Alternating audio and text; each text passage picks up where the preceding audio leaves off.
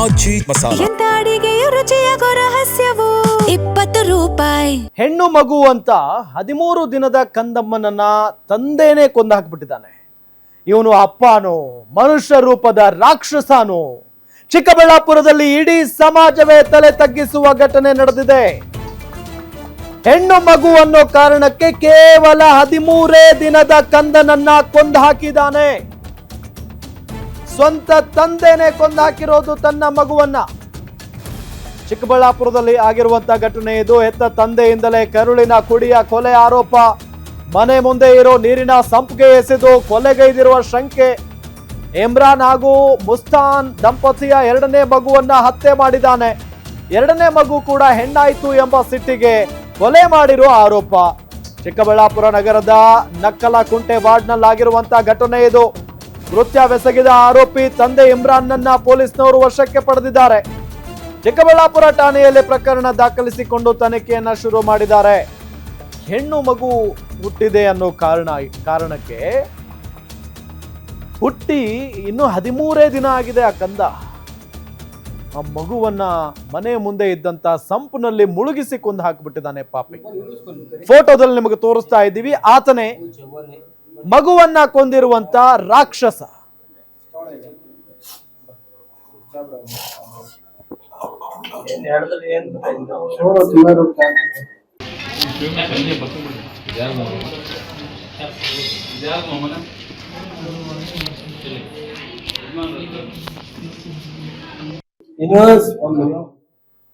ನೋಡಿ ಅಲ್ಲಿ ಮಗುವಿನ ಮನೆಯವರು ಎಲ್ಲ ಯಾವ ರೀತಿಯ ಕಣ್ಣೀರು ಹಾಕ್ತಾ ಇದ್ದಾರೆ ಅಂತ ಹೇಳಿ ಫೋಟೋದಲ್ಲಿ ಏನು ತೋರಿಸ್ತಾ ಇದ್ದೀವಲ್ಲ, ಈತನೇ ನೋಡಿ ಆ ಮೃಗ. ತಂದೆ ಅನಿಸ್ಕೊಳ್ಳೋಕ್ಕೂ ಕೂಡ ನಾಲಾಯಕಿತ್ತ. ಸೊ ತನ್ನ ಮಗುವನ್ನ ತಾನೇ ಕೈಯಾರೆ ಕೊಂದು ಹಾಕಿದ್ದಾನೆ.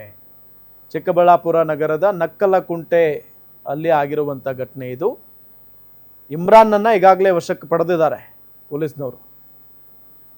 ಹೆಣ್ಣು ಮಗು ಹುಟ್ಟಿತು ಅನ್ನೋ ಕಾರಣಕ್ಕೆ ನಾವು ಇನ್ನೂ ಯಾವ ಕಾಲಘಟ್ಟದಲ್ಲಿ ಬದುಕ್ತಾ ಇದ್ದೀವಿ ಅಂತ ಅನಿಸ್ಬಿಡುತ್ತೆ. ಮುಂಚೆ ಎಲ್ಲ ಹೇಳ್ತಾ ಇದ್ರು ನಮ್ಮ ಪೂರ್ವಜರು, ಹೆಣ್ಮಗು ಹುಟ್ಟಿದ್ರೆ ಸಾಯಿಸ್ಬಿಡ್ತಾ ಇದ್ರು ಹಾಗೆ ಹೀಗೆ ಅಂತ ಹೇಳಿ. ಅದಾದ ನಂತರ ಎಲ್ಲವೂ ಕೂಡ ಬದಲಾಗಿದೆ. ಸೊ ಈ ಸಂದರ್ಭದಲ್ಲೂ ಕೂಡ ಹೆಣ್ಣು ಮಗು ಹುಟ್ಟಿದೆ ಅನ್ನೋ ಕಾರಣಕ್ಕೆ ಆ ಮಗುವನ್ನ ಕೊಲ್ತಾನೆ ಈತ ಅಂತ ಅಂದ್ರೆ ಈತ ಎಂಥ ರಾಕ್ಷಸ ಇರಬಹುದು. ಮಗುವನ್ನ 13 ದಿನದ ಮಗು ಅಂದ್ರೆ ನೆನೆಸ್ಕೊಂಡ್ರೇನೆ ಮೈ ನಡುಗುತ್ತೆ. 13 ದಿನದ ಮಗುವನ್ನ ಹೆತ್ತ ತಂದೆ ಅಂದ್ರೆ ಆ ಮಗುವಿನ ತಂದೆನೇ ಹೋಗಿ ಸಂಪಿನಲ್ಲಿ ಬಿಸಾಕ್ತಾನೆ ಅಂತ ಅಂದ್ರೆ ಆತನಿಗೆ ಕರುಣೆನೇ ಇಲ್ವಾ? ತನ್ನ ಮಗುವನ್ನು ಆ ಬಂಧವೇ ಇಲ್ವಾ ಆತನಿಗೆ?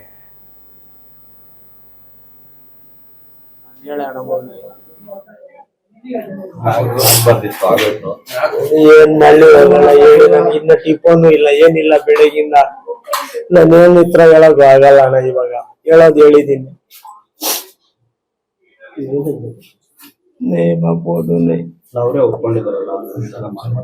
ಏನ್ ಮಾಡ್ತೀರಣ್ಣ ಇವಾಗ?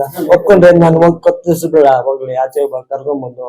ಯಾರ ಜೀವನ ಇವಾಗ? ಆ ಮಗು ಒಳ್ಳೆ ಯಾರ್ ಕಂತ ಇವಾಗ ನಾನು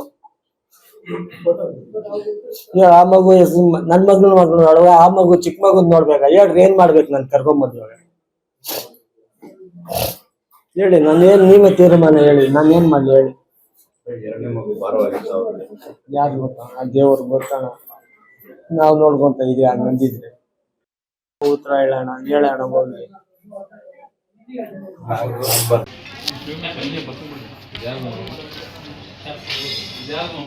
ಇದೇ ವಿಚಾರಕ್ಕೆ ಸಂಬಂಧಪಟ್ಟಂತೆ ಡೀಟೇಲ್ಸ್ ಕೊಡ್ತಾರೆ ನಮ್ಮ ಚಿಕ್ಕಬಳ್ಳಾಪುರ ರಿಪೋರ್ಟರ್ ರಾಜಪ್ಪ ಸಂಪರ್ಕದಲ್ಲಿದ್ದಾರೆ. ರಾಜಪ್ಪ, ಯಾವಾಗ ಆಗಿರುವಂತ ಘಟನೆ ಇದು? ಅಂಥದ್ದೇನಿತ್ತು ಆ ರಾಕ್ಷಸನಿಗೆ? ಹೆಣ್ಣು ಮಗು ಅನ್ನೋ ಕಾರಣಕ್ಕೆ ಕೊಂದು ಹಾಕ್ಬಿಟ್ಟಿದಾನ ಅಥವಾ ಬೇರೆ ಏನಾದರೂ ಕಾರಣ ಇದೆಯಾ? ಆ ಮಗುವಿನ ಮೃತದೇಹ ಸಿಕ್ಕಿದೆಯಾ ಈಗ? ರಾಮ್, ಖಂಡಿತ ಏನು ಮಗುವಿನ ಮೃತದೇಹ ಈಗಾಗಲೇ ಸಿಕ್ಕಿರ್ತಕ್ಕಂಥದ್ದು. ಏನು ಈ ಒಂದು ಚಿಕ್ಕಬಳ್ಳಾಪುರದಲ್ಲಿ ಇಂತಹ ಒಂದು ಅಮಾನುಷವಾಗಿರ್ತಕ್ಕಂಥ ಘಟನೆ ಬೆಳಕಿಗೆ ಬರ್ತಕ್ಕಂಥದ್ದು. ಈ ಕಾಲದಲ್ಲಿ ಕೂಡ ಇಂತಹ ಒಂದು ಘಟನೆ ಬೆಳಕಿಗೆ ಬಂತಕ್ಕಂಥದ್ದು ಎಲ್ಲ ಒಂದ್ ಕಡೆ ನಾಗರಿಕ ಸಮಾಜ ತಲೆ ತೆಗಿಸ್ತಕ್ಕಂಥ ಮಾತಾಗಿರ್ತಕ್ಕಂಥದ್ದು. ಈಗ ಮಹಿಳೆಗೆ ಕೂಡ ಏನು ಎಲ್ಲಾ ಕ್ಷೇತ್ರಗಳು ಕೂಡ 50% ಮೀಸಲಾತಿನ ಕೊಟ್ಟಿರ್ತಕ್ಕಂಥದ್ದು. ಗಂಡಿಗೆ ಸಮಾನಾಗಿ ಹೆಣ್ಣನ್ನು ಕೂಡ ಈ ಒಂದು ಸಮಾಜ ಇವತ್ತು ಕಾಣ್ತಾ ಇದೆ. ಇಂತಹ ಪರಿಸ್ಥಿತಿಯಲ್ಲೂ ಕೂಡ ಇಂತಹ ಒಂದು ಅವಿದ್ಯಾವಂತರು ಈ ರೀತಿಯಾಗಿ ಆ ನಿರ್ಧಾರಗಳನ್ನು ತಗೊಂಡು ಎರಡನೇ ಮಗು ಹೆಣ್ಣು ಮಗು ಆಗಿದೆ ಅಂತೇಳಿ ಗಂಡು ಮಗು ಆಗುತ್ತೆ ಅಂತ ಆಸೆಗೆ ಪಟ್ಟು ಈ ರೀತಿಯಾಗಿರ್ತಕ್ಕಂಥ ಮಗುನ ತನ್ನ ಹೊಟ್ಟೆಯಲ್ಲಿ ಹುಟ್ಟಿರ್ತಕ್ಕಂಥ ಮಗುನ ಸಂಪಿನಲ್ಲಿ ಹಾಕಿ ಕೊಂದಾಕಿರ್ತಕ್ಕಂಥ ಘಟನೆ ಇವತ್ತು ಚಿಕ್ಕಬಳ್ಳಾಪುರದಲ್ಲಿ ಬೆಳಕಿಗೆ ಬಂತಕ್ಕಂಥದ್ದು. ಇನ್ನು ಪಾಪಿ ತಂದೆ ಇಮ್ರಾನ್ ಇದ್ದಾನೆ, ಈಗಾಗಲೇ ಆತನಿಗೆ ಒಂದು ಹೆಣ್ಣು ಮಗು ಇತ್ತು. ಹೆಣ್ಣು ಮಗು ಆಗಿ ಕೇವಲ 1 ವರ್ಷ ಆಗಿತ್ತು.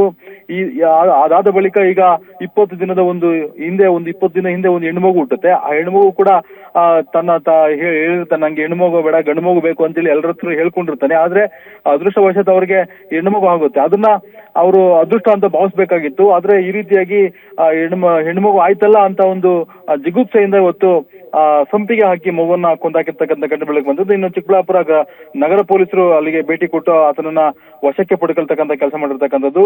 ಇನ್ನು ಅಷ್ಟೊತ್ತಿಗೆ ಏನೋ ಮಗುವನ್ನ ಸಂಪಿಗೆ ಹಾಕಿದ್ದಾನೆ. ಆ ಒಂದು ಆರೋಪಿಯ ಸಂಪನಲ್ಲಿ ನೋಡ್ತಾ ಹೋದ್ರೆ ಆ ಒಂದು ಮಗು ಪಾಪ ನೀರಿನಲ್ಲಿ ತೇಲ್ತಾ ಇತ್ತಂತೆ. ಆ ಒಂದು ಮಗು ತಾಯಿ ಕೂಡ ಆ ಮಗುವನ್ನ ಕಂಡು ಕಣ್ಣೀರ್ ಹಾಕ್ತಾ ಇರ್ತಕ್ಕಂಥದ್ದು. ಇನ್ನು ನಗರ ಪೊಲೀಸರು ಭೇಟಿ ಕೊಟ್ಟು ಪರಿಶೀಲನೆ ಮಾಡಿ ಆತನನ್ನ ವಶಕ್ಕೆ ಪಡೆದು ಜೈಲಿಗೆ ಕಳಿಸ್ತಕ್ಕಂಥ ಕೆಲಸ ಮಾಡ್ತಾ ಇರ್ತಕ್ಕಂಥದ್ದು. ರಾಮ್, ಓಕೆ, ಥ್ಯಾಂಕ್ ಯು ತಮ್ಮೆಲ್ಲ ಮಾಹಿತಿಗಾಗಿ.